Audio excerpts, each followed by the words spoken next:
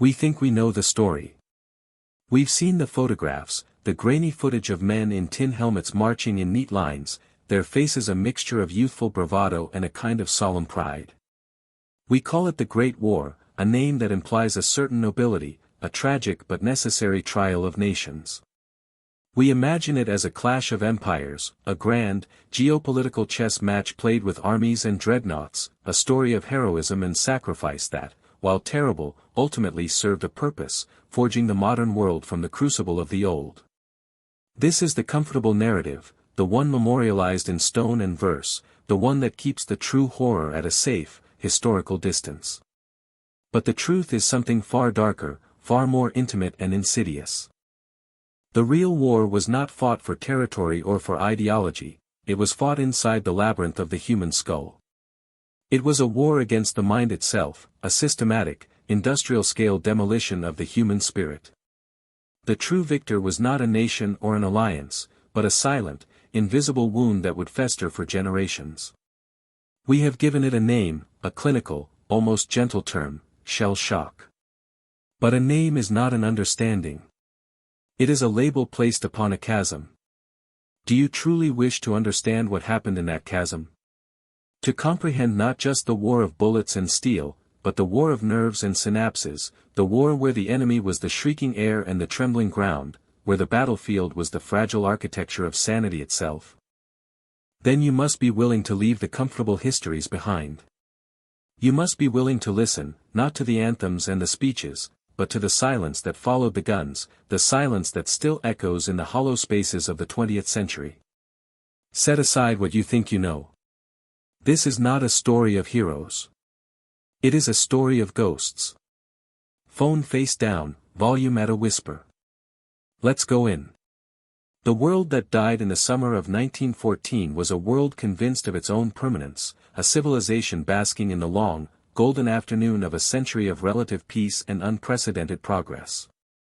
It was a world of steam and steel, of sprawling empires painted in confident pink and red on classroom maps, of scientific certainties and social hierarchies that felt as solid and eternal as the granite facades of its new banks and government ministries. In the great capitals, London, Paris, Vienna, Berlin, the air hummed with a nervous energy, a belief in the forward, upward march of history. Humanity, it seemed, had mastered the material world. It had harnessed the atom's hidden power in the form of electricity, spanned continents with railways of iron, and connected empires with copper wires humming with telegraphic messages. There was a sense of order, a conviction that reason had triumphed over the brutish instincts of the past. The future was a brightly lit avenue, and progress was the magnificent, unstoppable locomotive pulling all of civilization toward it. This was the Belle Époque, the Gilded Age, an era that looked at its own reflection in the polished glass of its department store windows and saw the pinnacle of human achievement. Yet, beneath this shimmering surface, a deep and troubling dissonance was growing. The very forces that fueled this progress, industrialization, nationalism, the mechanization of life, were also forging the instruments of its potential annihilation. The factories that produced wondrous consumer goods could, with a few simple adjustments, churn out artillery shells by the million. The national pride that filled stadiums for sporting events could, with the right catalyst, fill recruitment offices with fervent young men eager to prove their manhood and their patriotism. The intricate web of alliances, designed to maintain a delicate balance of power, was becoming a tripwire, a complex network of obligations that could drag the entire continent into conflict over a single, isolated incident. The world of 1914 was a magnificent house of cards, built on a foundation of unspoken anxieties and simmering rivalries. It was a society that spoke of honor and chivalry while stockpiling machine guns and high-explosive shells. It celebrated the individual artist and thinker while organizing its populations into vast, impersonal conscript armies. This was the great paradox, a civilization that had created the means of its own destruction, yet refused to believe it would ever use them. The summer itself was beautiful that year, long and warm. The fields of Flanders and northern France were heavy with wheat, the air thick with the scent of hay and the drone of bees. Young men played cricket on village greens in Kent and Sussex, or punted lazily on the rivers near Heidelberg, or debated art and politics in the cafés of Montmartre. They were the children of the long peace, a generation that had never known a major European war. For them, war was an abstraction, a thing of history books and romantic paintings, of cavalry charges and brightly colored uniforms, of decisive battles fought in a single day, followed by glorious victory or honorable defeat. They were utterly, tragically unprepared for what was to come. They could not conceive of a war where courage was irrelevant, where the primary human experience was not combat, but waiting. Waiting in a muddy ditch for an unseen enemy to rain down a storm of steel from miles away. They could not imagine a soundscape composed not of bugle calls and battle cries, but of the ceaseless, brain-shattering percussion of industrial-scale artillery, a noise that didn't just assault the ears but vibrated through the very marrow of their bones, shaking the earth and the soul with equal violence. This was the world on the precipice, a world dreaming a dream of perpetual advancement, blind to the abyss opening beneath its feet. The coming war would not just shatter armies and topple empires, it would shatter this dream. It would take the ordered, rational, progressive mind of the 19th century and subject it to a form of violence so random, so impersonal, and so overwhelming that it would break, leaving behind a new, fractured consciousness, the consciousness of the 20th century, born in the mud and the noise, and haunted forever by the ghost of that long, golden summer. The shot that echoed from Sarajevo was not, at first, the sound of a world ending. It was a distant tremor, a political assassination in a volatile but remote corner of the continent, the kind of crisis that the seasoned diplomats of Europe's great powers believed they could manage, as they had managed so many before.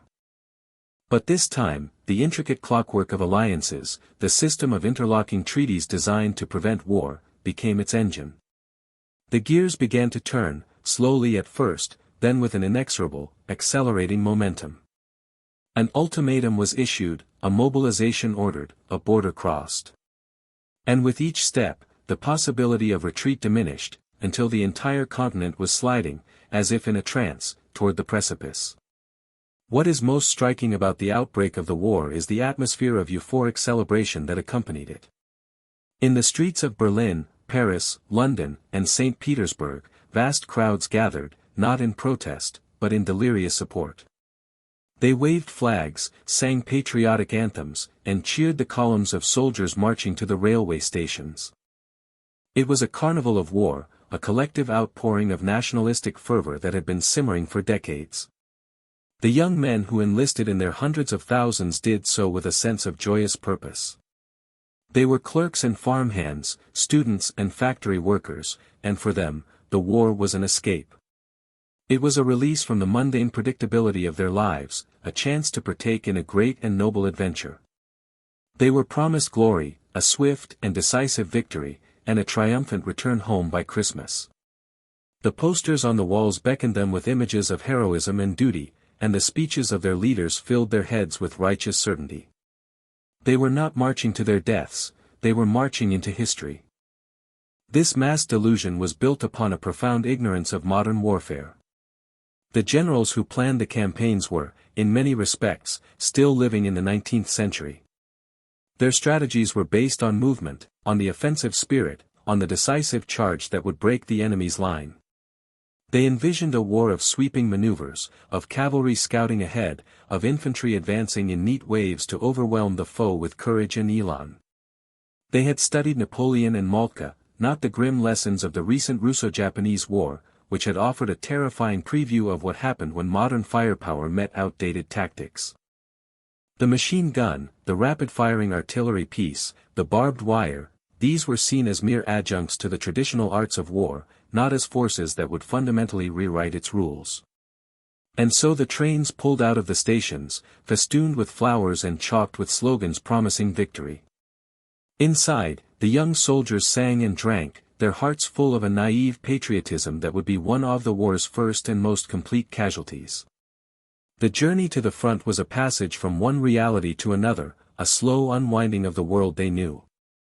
As the trains moved east and west, the cheering crowds thinned, the familiar landscapes gave way to fields hastily harvested or left to rot, and the distant, rhythmic rumble began to be felt as much as heard, a low, persistent vibration that hummed through the floorboards of the carriages, a premonition of the industrial storm ahead.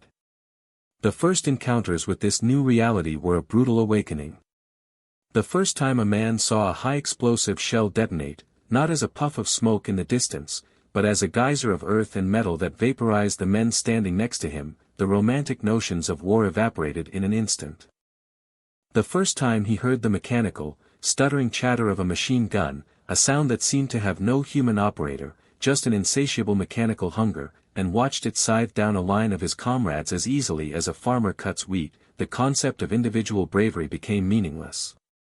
The war they had been promised, the war of movement and glory, died in the first few weeks of August and September 1914. It died in the forests of the Ardennes, on the plains of Charleroi, and in the desperate retreat from Mons. It was replaced by something new and monstrous, a war of attrition, a war of machines, a war where the enemy was not so much the man in the opposite trench as the artillery shell with your name on it, fired from a gun you would never see, operated by a man you would never meet. The belief that it would be over by Christmas faded into a bitter joke. As the autumn rains began to fall, the armies, battered and exhausted, could advance no further. And so they began to dig. They dug into the soil of Belgium and France, creating a vast, festering wound that would stretch from the Swiss border to the North Sea, a scar on the face of the earth, and a tomb for a generation's innocence. The trench was not a feature of the war, it was the war. It was a new and terrible world, a subterranean nation with its own geography, its own language, its own grim citizenship. When the armies of 1914 ground to a halt, their dreams of swift, decisive victory shattered against the reality of the machine gun and the artillery piece, they did the only thing they could to survive: they went to ground. They dug into the earth, creating a vast, intricate labyrinth of ditches, tunnels, and dugouts that would come to define the conflict on the Western Front. This was not a temporary expedient, it became a permanent state of being, a static, mole-like existence that stretched on, month after agonizing month, year after agonizing year. The landscape itself was the first casualty. The gentle, rolling fields of northern France, the ancient farmlands and wooded copses, were systematically obliterated. Artillery fire, on a scale never before witnessed in human history, churned the soil into a glutinous, corpse-filled morass. Trees were reduced to skeletal, splintered stumps. Villages were pounded into dust and brick-strewn rubble. The very ground became a poisoned, lunar wasteland, a geography of craters and mud-filled shell holes, perpetually shrouded in a haze of smoke and poison gas. This was no man's land, the spectral kingdom that lay between the opposing trench lines, a place where the laws of nature had been suspended. By day, it was a deceptively quiet expanse of churned earth, tangled barbed wire, and the decomposing remains of previous attacks. But by night, it came alive with a ghostly activity, as patrols crept through the darkness and wiring parties worked frantically to repair the thorny steel hedges that protected their lines. To be caught in no man's land at dawn was a death sentence. Life in the trenches was a relentless assault on the senses. There was the smell, a thick, gagging miasma of rot and decay, of stagnant water, of latrines, of unwashed bodies, of lingering poison gas, and, most sickeningly, the sweet, cloying odor of decomposing flesh. There was the constant, pervasive dampness that seeped into everything, chilling bones and causing trench foot, a fungal infection that could lead to gangrene and amputation. And there were the pests, the swarms of fat, well-fed rats that feasted on corpses and rations alike, and the lice, tiny parasites that infested clothing and bedding, causing a maddening, incessant itch and spreading trench fever. But above all, there was the noise. The sound of the Western Front was a constant, multi-layered symphony of industrial violence. It was a soundscape that never truly fell silent. Even in a quiet sector, there was the distant, grumbling bass of heavy guns far down the line, the crack of a sniper's rifle, the nervous, stuttering cough of a machine gun firing a speculative burst into the darkness. And during a major bombardment, the noise became a physical force, a cataclysm that transcended sound. It was a concussion that shook the earth, that vibrated through the body, that rattled the teeth in one's skull. It was a ceaseless, deafening roar that could last for days on end, a noise so overwhelming that it hammered men into a state of stunned, primal fear. The very air seemed to crackle and shred. This was the environment in which the modern soldier had to live and function. His existence was a strange paradox of intense boredom punctuated by moments of extreme, heart-stopping terror. Days could be spent in a state of monotonous routine, standing to at dawn and dusk, repairing the trench walls, cleaning rifles, writing letters home that could never convey the reality of his situation. But at any moment, this routine could be shattered. A random shell could land in his bay, obliterating him and his comrades. A sniper's bullet could find him as he peered over the parapet. Or the whistle would blow, and he would have to climb out of the relative safety of the trench and advance into the teeth of the machine guns. This new form of warfare systematically dismantled the psychological defenses of the men subjected to it. The traditional martial virtues, courage, aggression, initiative, were largely useless. Survival often depended not on bravery, but on luck, on the random calculus of where the next shell would fall. The soldier was a tiny, powerless cog in a vast, impersonal machine of destruction. He was dehumanized by the mud, the filth, and the constant proximity to death. He saw his friends killed in grotesque and instantaneous ways, and he lived with the constant, gnawing fear that he would be next. The human mind is not designed for this kind of sustained, high-stress environment, this constant oscillation between tedium and terror, this utter lack of agency over one's own fate. It began to break. The strain manifested itself in countless ways: uncontrollable tremors, stammering, paralysis, terrifying nightmares, a vacant, staring expression that seemed to look through you rather than at you. At first it was dismissed as cowardice, a failure of moral fiber. But as the casualties mounted, a new and terrifying vocabulary began to emerge, not from the doctors, but from the soldiers themselves. They called it, the shakes, the jitters, or, most enduringly, shell shock. It was a name for a wound that left no visible mark, a wound carved directly into the psyche, a testament to the fact that in this new industrial war, the mind was as much a battlefield as the muddy plains of Flanders. Life within the earthen labyrinth of the Western Front was a masterclass in the art of enduring the unendurable. It was a state of suspended animation, a grim existence lived between the worlds of the living and the dead, governed by a new set of physical and psychological laws. The very concept of time became distorted in the trenches. The familiar cycles of day and night, of weeks and months, dissolved into a monotonous, undifferentiated continuum of dread and exhaustion. Time was measured not by the clock, but by the rhythm of the war itself, the length of a tour in the front line, the interval between bombardments, the seconds it took for a shell to travel from the enemy's guns to their own position. The days were long periods of anxious stillness, where the greatest danger was a moment of carelessness, a head raised too high above the parapet, a flicker of light in the darkness. The nights were for work and for fear, a time of frantic activity under the spectral, flickering glare of star shells that bleached the landscape of all color and cast long, dancing shadows. This was when the real business of the war took place, the repairing of barbed wire, the carrying of supplies and ammunition up communication trenches slick with mud, the grim task of recovering the dead and wounded from no man's land, and the terrifying patrols into the darkness, crawling on one's belly through the wire and the craters, every rustle of sound, every dislodged stone, a potential prelude to a burst of machine gun fire. The human body, subjected to these conditions, began to break down. Trench foot, caused by standing for days in cold, stagnant water, turned feet black and swollen, leading to gangrene. Dysentery, spread by contaminated water and poor sanitation, ravaged the men's insides. And the constant nervous strain gnawed away at them, leading to weight loss, chronic fatigue, and a host of psychosomatic ailments. But it was the psychological toll that was the most profound. The mind, in an effort to protect itself from the overwhelming horror, developed a series of coping mechanisms. A black, fatalistic humor became common, a way of laughing in the face of the absurd and the grotesque.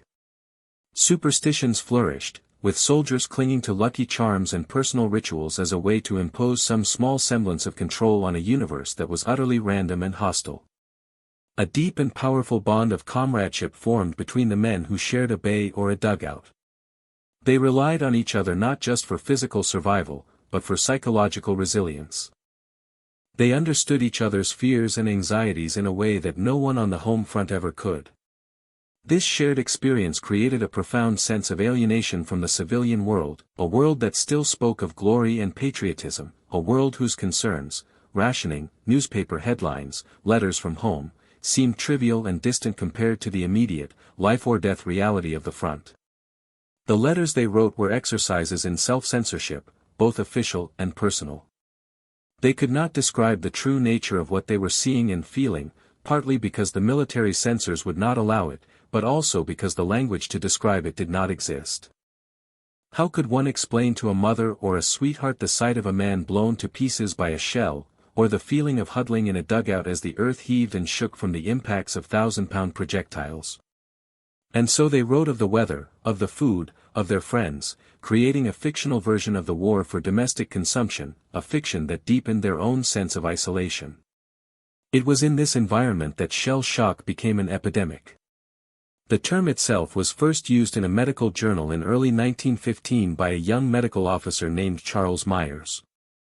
He was attempting to describe a condition he was seeing with increasing frequency: soldiers who presented with a range of baffling neurological symptoms, paralysis, blindness, deafness, uncontrollable tics, and terrifying anxiety states, but who had no physical injuries. Myers hypothesized that the shockwave from an exploding shell, the shock of the shell, could be causing a concussive or molecular injury to the brain. It was a physical explanation for a psychological phenomenon, an attempt to medicalize a condition that the military command was inclined to see as a simple failure of discipline. For the men themselves, shell shock was a more resonant term. It captured the central, defining experience of their existence, the relentless, soul-destroying bombardment. They were not just shocked by shells, they were living in a state of perpetual shock, their nervous systems frayed to the breaking point by the constant noise, the constant fear, the constant proximity to violent, arbitrary death. The symptoms were a physical manifestation of a mind that could no longer cope, a body screaming what the voice could not.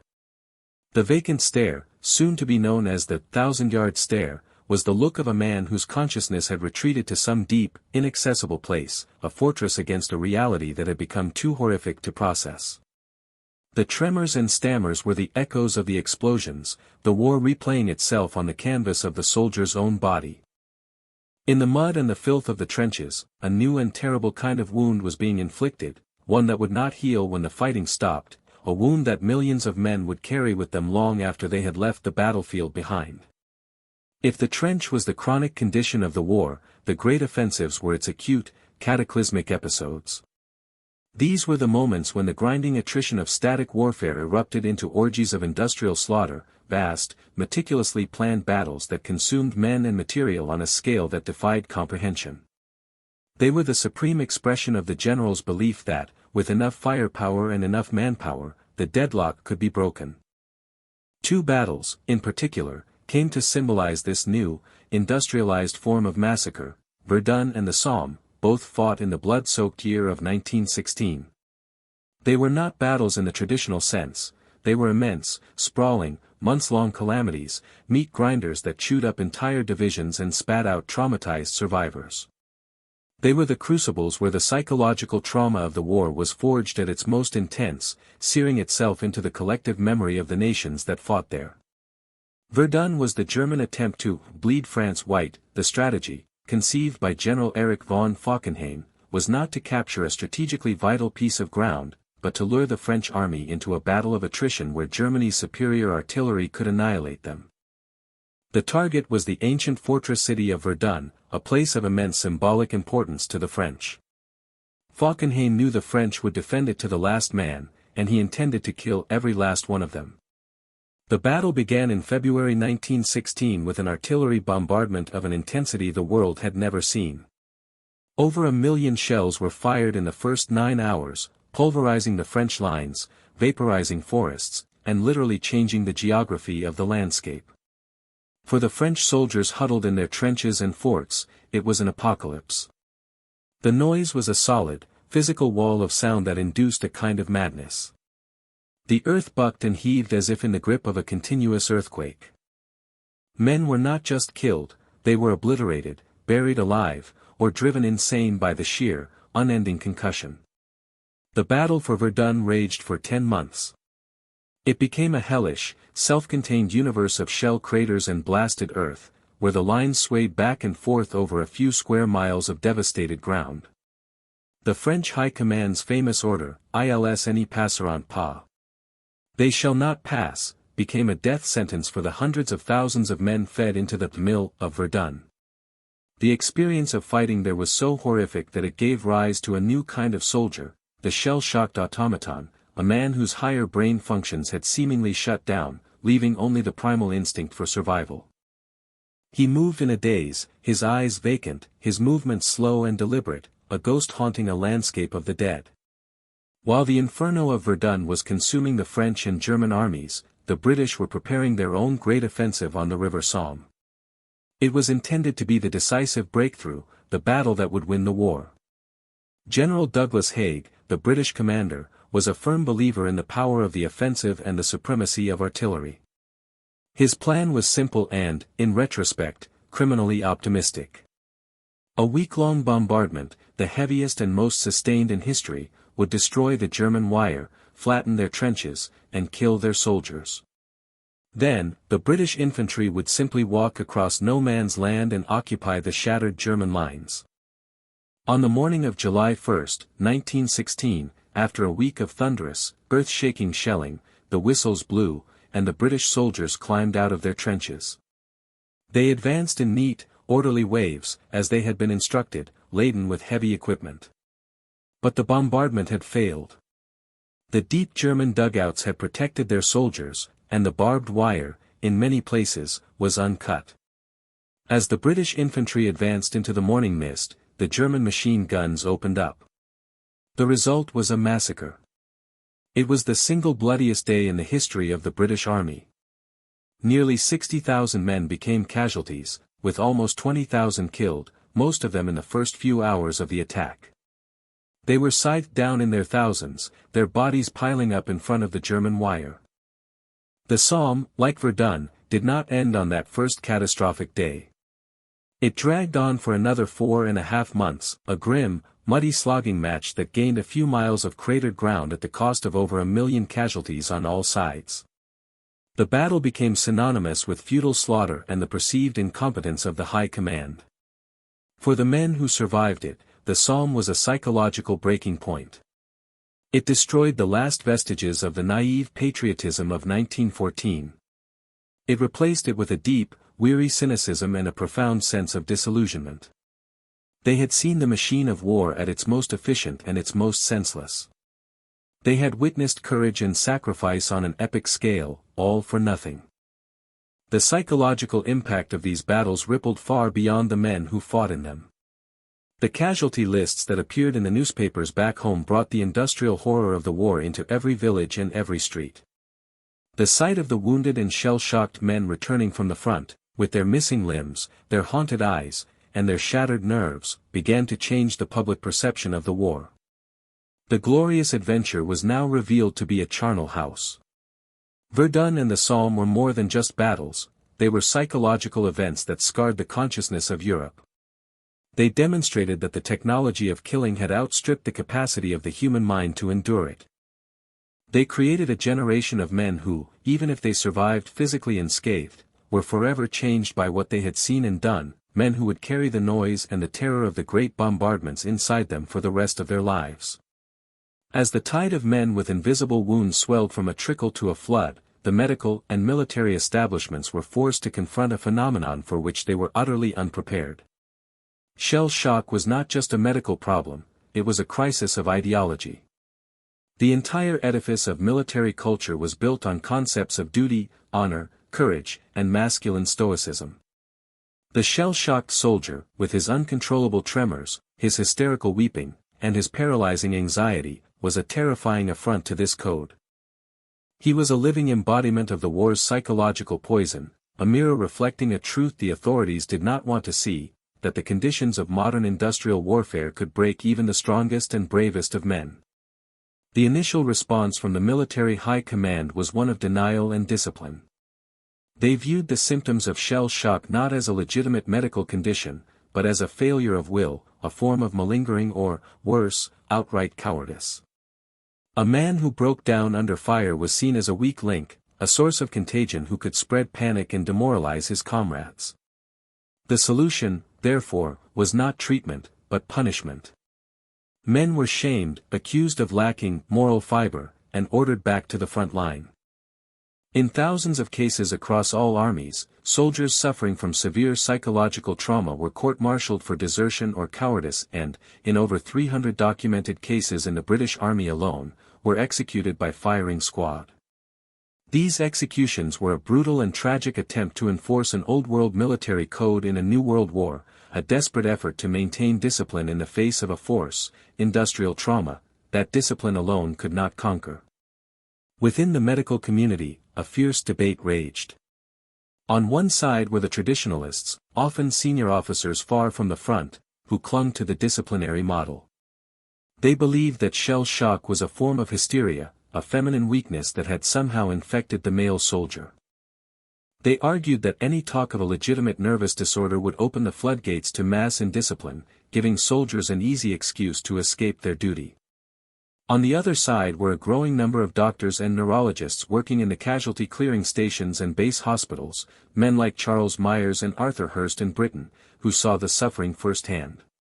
They argued that these men were genuinely ill, that their symptoms were real and involuntary, the result of the unprecedented psychological stresses of the trenches. They fought to have shell shock recognized as a legitimate war wound, a wound of the mind, deserving of sympathy and treatment, not punishment. This clash of perspectives led to the development of a bizarre and often cruel range of treatments. In the absence of a real understanding of trauma, doctors fell back on the theories and technologies of the day. One of the most common and brutal was electroshock therapy. Believing the symptoms to be hysterical in origin, doctors applied painful electric shocks to the affected parts of the soldier's body, his throat if he could not speak, his legs if he could not walk, in an attempt to jolt him back to normalcy. This was often combined with a harsh, authoritarian regimen of shaming and re-education, a process known as disciplinary treatment. The soldier was isolated, put on a restricted diet, and subjected to a rigid daily schedule, all designed to break his hysterical will and force him to conform. In France, this approach was known as torpillage, a system of applying intensely painful thoracic currents, a form of psychological torture disguised as medical therapy. While some men were broken by these methods and forced back into a semblance of function, the cures were often temporary and came at a terrible psychological cost, layering a new trauma of medical abuse on top of the original trauma of combat. However, more compassionate and psychologically sophisticated approaches were also being pioneered. At specialized hospitals like Craiglockhart in Scotland, doctors like W.H.R. Rivers began to experiment with what would later be called psychotherapy.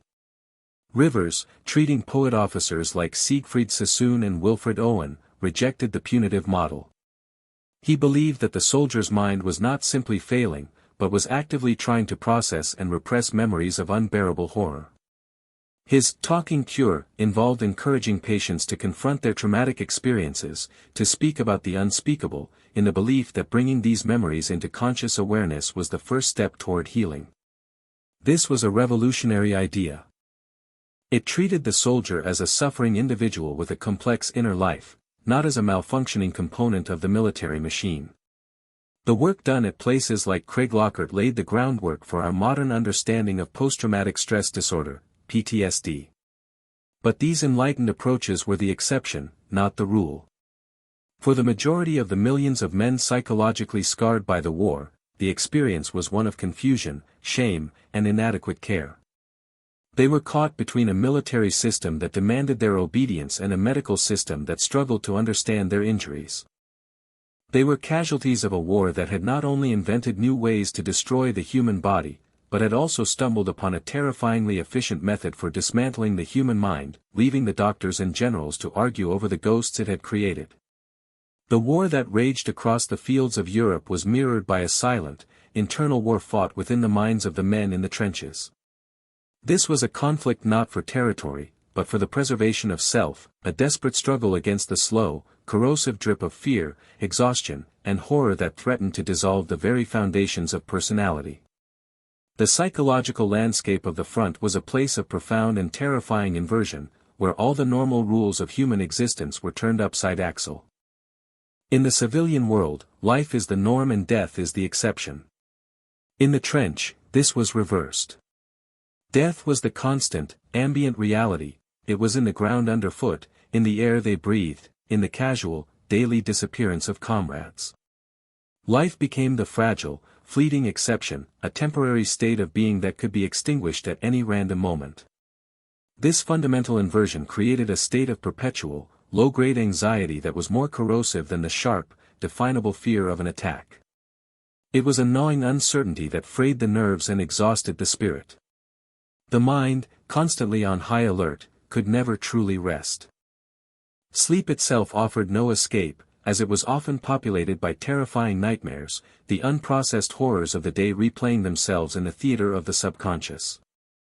The war also systematically destroyed the soldier's sense of agency. In a charge, a man might feel a fleeting sense of purpose, of control over his own actions. But for the vast majority of the time, he was a passive victim, a target. His fate was decided not by his skill or courage, but by the impersonal mathematics of artillery, the random trajectory of a piece of shrapnel, the arbitrary decision of an officer miles behind the line. This feeling of utter powerlessness was profoundly dehumanizing. It reduced the individual to a mere object, a piece of flesh waiting to be struck. To survive psychologically, many soldiers developed a state of emotional numbness, a form of dissociation. They learned to wall off their feelings, to view the grotesque sights around them with a detached, clinical eye. This was a necessary defense mechanism, a way to keep functioning in an environment that would otherwise be overwhelming. But this emotional armor, while protective in the short term, came at a long-term cost. It created a chasm between the soldier and his own humanity, and it made it incredibly difficult for him to reconnect with his emotions and with others when, or if, he returned home. The very language of the soldiers reflected this new, fractured reality. They developed a rich, dark slang, a gallows humor that was incomprehensible to outsiders. A heavy shelling was a strafe, or a hate, food was char, tea was gunfire, a fatal wound was a blighty one, a ticket home to England, a grimly ironic expression of the only certain way out of the war. This private language was a way of creating a shared identity and of domesticating the horror, of giving familiar names to alien and terrifying experiences. It was a linguistic trench, a barrier against the uncomprehending civilian world. This sense of alienation was one of the deepest wounds of all. The soldier at the front felt himself to be part of a separate species. He was living on a different planet, breathing a different air. When he read letters from home filled with patriotic platitudes and exhortations to kill more Huns, or when he went on leave and found himself in a world of clean sheets, polite conversation, and people complaining about trivialities, the gap between his reality and theirs seemed unbridgeable. He felt a mixture of contempt and envy for this world he was supposedly fighting to protect, but to which he no longer felt he belonged. The art and poetry that emerged from the trenches provided the most powerful testament to this internal war. The early war poets, like Rupert Brooke, wrote of sacrifice and glory from a distance. But the poets who actually experienced the trenches, men like Wilfred Owen, Siegfried Sassoon, and Isaac Rosenberg, created a new kind of literature. It was a literature stripped of all romanticism, a raw, visceral, and brutally honest depiction of the war's reality. Owen wrote of the floundering men drowning in a sea of poison gas, of the froth-corrupted lungs, in his poem, Dulce et decorum estate, directly challenging the bold lie that it is sweet and fitting to die for one's country. Sassoon, in poems like Counterattack, depicted the panicked, brutal reality of trench fighting with a savage, satirical anger. Their work was a form of testimony, an attempt to force the civilian world to confront the truths they were trying to ignore. They were mapping the geography of trauma, giving voice to a generation whose experiences were beyond the scope of conventional language. This was the ultimate victory of the Industrial War. It not only destroyed bodies and landscapes, but it also attacked the very structures of meaning and belief that give life purpose. It shattered faith in progress, in leadership, in religion, and in the fundamental goodness of humanity. The soldier in the trench was not just fighting the enemy, he was fighting a creeping nihilism, the terrifying suspicion that nothing mattered, that his suffering was meaningless, that he was simply a piece of biological matter to be ground up by the indifferent gears of a vast, infernal machine. The war in the mind was a battle against this encroaching void. By 1917, the Great War had ceased to be a conflict between nations and had become a self-perpetuating catastrophe, a vast, grinding machine that seemed to be running on its own dark momentum. The initial patriotic fervor had long since curdled into a weary, sullen endurance. The belief in a decisive victory had been buried in the mud of the Somme and the boneyards of Verdun. 3 years of unprecedented slaughter had stretched the armies, the economies, and the societies of Europe to their absolute breaking point. The year 1917 would be the year the cracks began to show, the year the immense psychological pressure that had been building since 1914 finally caused the collective will of entire armies to fracture. The first and most dramatic collapse occurred on the Eastern Front. The Russian Empire, a vast, unwieldy giant, had been bled white by the war. Its armies were poorly equipped, poorly led, and had suffered staggering casualties. At home, the population was starving, and the authority of the Tsar was crumbling. In March, revolution erupted in Petrograd. The Tsar abdicated, and the vast Russian war machine, which had tied down a huge portion of the German and Austro-Hungarian forces, began to dissolve. For the common Russian soldier, the revolution was a release. He had been fighting a war he barely understood for a regime he no longer believed in. He simply stopped fighting. He laid down his rifle, fraternized with the enemy, and began to walk home, an army disintegrating not through defeat, but through a collective psychological and political collapse. This event sent a shockwave through the rest of the belligerent nations, a terrifying demonstration that the patience of the common soldier was not infinite. A similar, though less complete, breakdown was about to occur on the Western Front. In the spring of 1917, the French army, under its new, charismatic commander, General Robert Nivelle, launched a massive offensive in the Chemin-des-Dames sector. Nivelle, a master of self-promotion, had promised a war-winning breakthrough in 48 hours. He had a secret plan, a new tactic that would, he claimed, rupture the German lines and restore a war of movement. The French soldiers, exhausted and demoralized after Verdun, clung to this promise as a last, desperate hope. The Nivelle offensive was an unmitigated disaster. The Germans had captured Nivelle's secret plans and had prepared a formidable defense in depth. The French infantry, advancing with a desperate courage, were met with a storm of machine gun and artillery fire. The promised breakthrough never materialized. Instead, the attack bogged down into the familiar, bloody pattern of attrition, with horrific casualties for minimal gain. The psychological impact on the French army was catastrophic. This had been their last hope, and it had been betrayed. The faith between the ordinary soldier, the poilu, and the high command was shattered. In the weeks following the failure of the offensive, a wave of mutinies swept through the French army. This was not a revolutionary uprising in the Russian style. The French soldiers were not communists seeking to overthrow the state. Their mutiny was a more specific, pragmatic, and profoundly human protest. They did not refuse to defend their trenches. They did not throw down their arms and go home. They simply refused to participate in any more suicidal, pointless offensive actions. They would hold the line, they declared, but they would no longer be sent over the top to be massacred for nothing. It was, in essence, a soldier's strike. The mutinies involved over half of the French divisions on the Western Front. Entire regiments elected their own representatives, took over their camps, and refused to obey orders to attack. The French high command was plunged into panic. The situation was so dire that it was kept a closely guarded secret from the Germans and from their British allies. Had the Germans known the state of the French army, they might have launched an offensive that could have ended the war. The crisis was eventually contained by General Philippe Pétain, who replaced the disgraced Nivelle. Pétain took a two-pronged approach.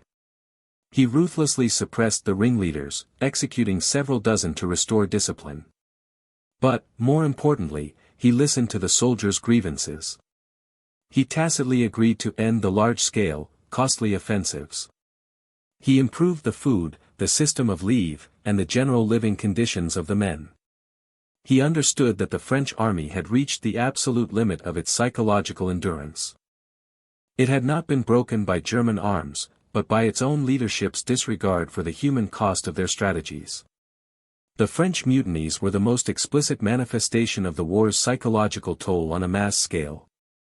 They were a collective nervous breakdown, a moment when an entire army collectively said, "No more." It was a stark warning that the human material of the war was not infinitely resilient.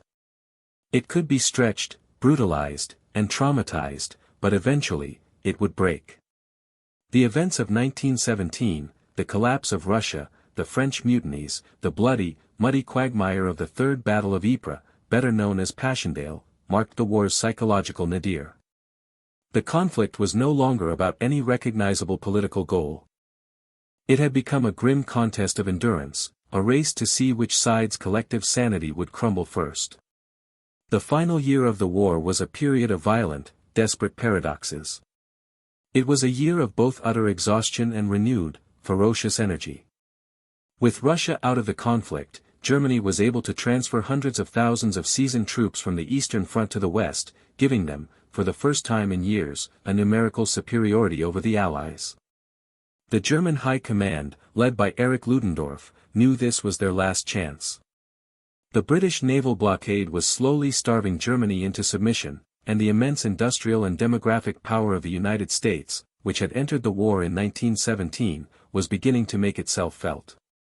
It was now or never. In the spring of 1918, Ludendorff unleashed a series of massive offensives, codenamed Operation Michael, designed to shatter the Allied lines and win the war before the Americans could arrive in decisive numbers. Using new infiltration tactics, with elite stormtroopers bypassing strongpoints to sow chaos in the rear, the German army made stunning advances. For the first time since 1914, the front was no longer static. The war of movement had returned, but it was a terrifying, chaotic version of it. The Allied armies were thrown back, reeling from the ferocity of the assault. For the soldiers on the receiving end, it was a new kind of psychological shock. After years of the grim stability of the trenches, they were now fighting desperate, confused battles in open country, over the shell-scarred ground they had spent years fighting for. The old trench lines, which had provided a perverse sense of security and familiarity, were gone. It was a war of improvisation and survival, and the casualties were immense. But the German army, for all its tactical success, was a hollow force. Its soldiers were a mixture of hardened veterans and young, barely trained boys. They were malnourished, exhausted, and their morale was brittle. As they advanced over the old Somme battlefields, they overran Allied supply depots and were astonished by the abundance of food, cigarettes, and clothing, a stark contrast to their own meager rations. This realization, that the enemy was so much better supplied, was a devastating blow to their will to fight. The offensive, after its initial spectacular successes, began to run out of steam.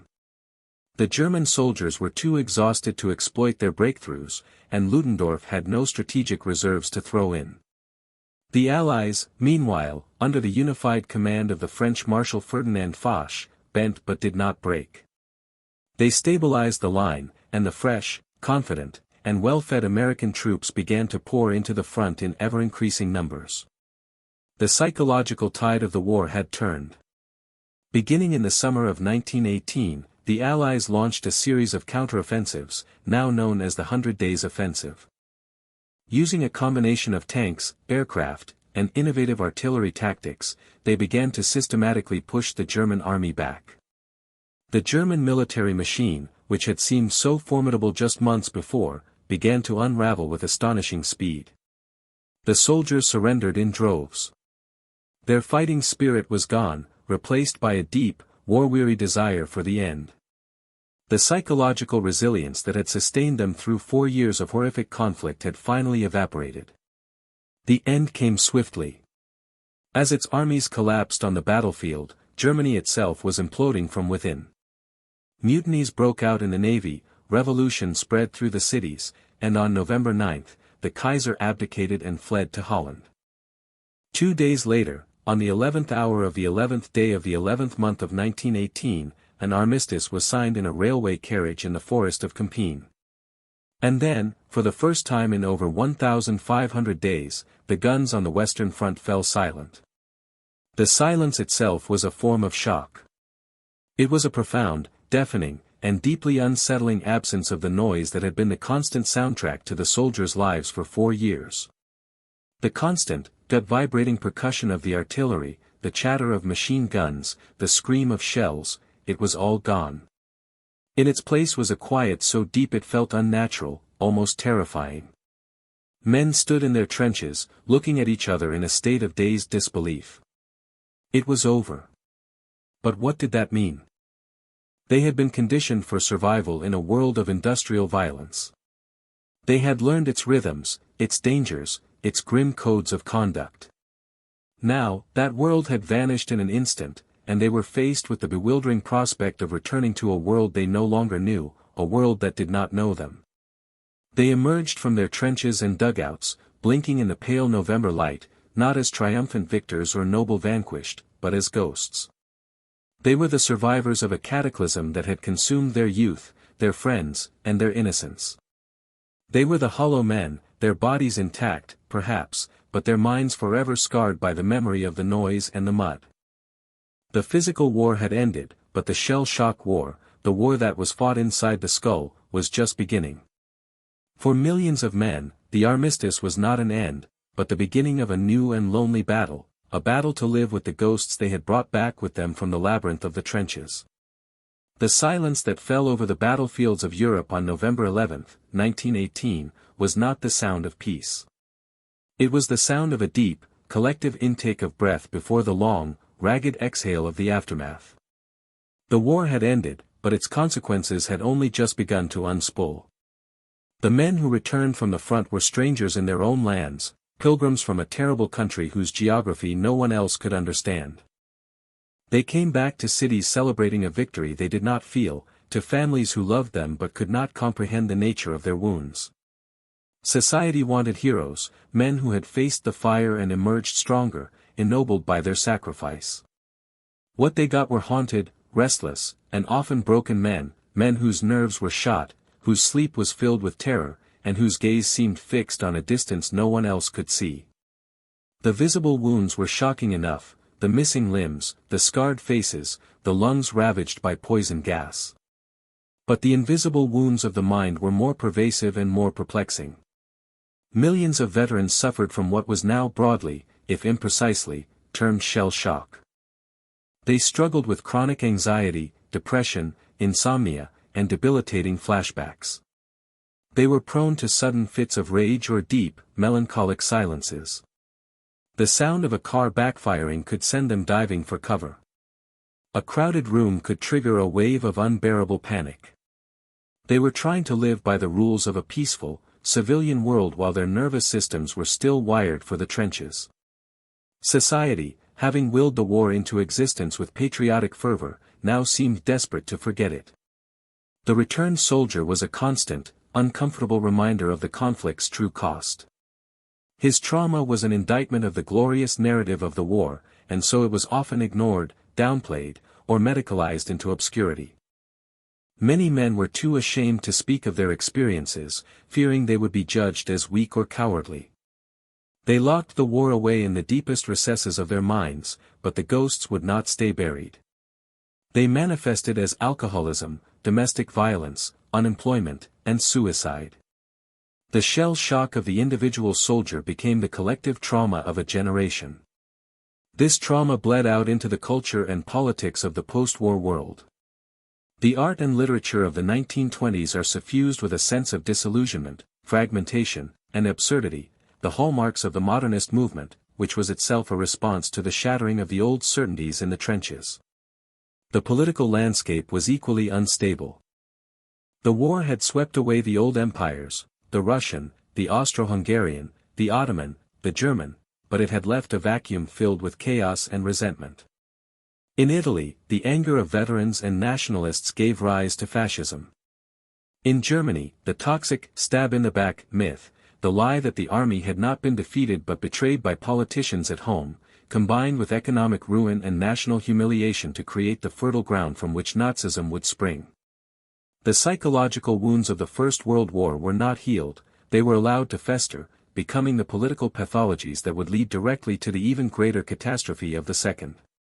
The war's most enduring legacy was this profound wound to the Western psyche. It was a war that began with a 19th-century faith in progress, technology, and nationalism, and ended with a 20th-century sense of irony, alienation, and despair. It demonstrated that the same forces of industrial modernity that could create unprecedented wealth and comfort could also be harnessed for unprecedented destruction. It revealed a capacity for violence and a fragility in the human mind that no one had wanted to confront. The term shell shock eventually fell out of medical favor, replaced by more clinical labels like combat stress reaction and, later, post-traumatic stress disorder, but the original term, born in the trenches, retains a poetic and terrible power. It speaks not just of the shock of the shell, but of the shock to the shell of civilization itself, the cracking of that thin veneer of reason and order that separates us from the abyss. The fields of Flanders have long since healed. The grass has grown back, the forests have returned, and farmers' plows still turn up the rusted metal of that forgotten storm, shrapnel, buttons, shell casings. The cemeteries, with their endless, orderly rows of white headstones, are quiet and peaceful now. But the silence is deceptive. For beneath the soil, and in the collective memory of the world, the echoes of the shell-shock war remain. It was the moment when the human race looked into the abyss it had created with its own ingenuity, and the abyss looked back, leaving a shadow in our minds that has never truly gone away. The world we inhabit today was born in that shadow, forged in that noise, and is haunted still by the ghosts of those who were lost, not just to the shells, but to the silence that followed.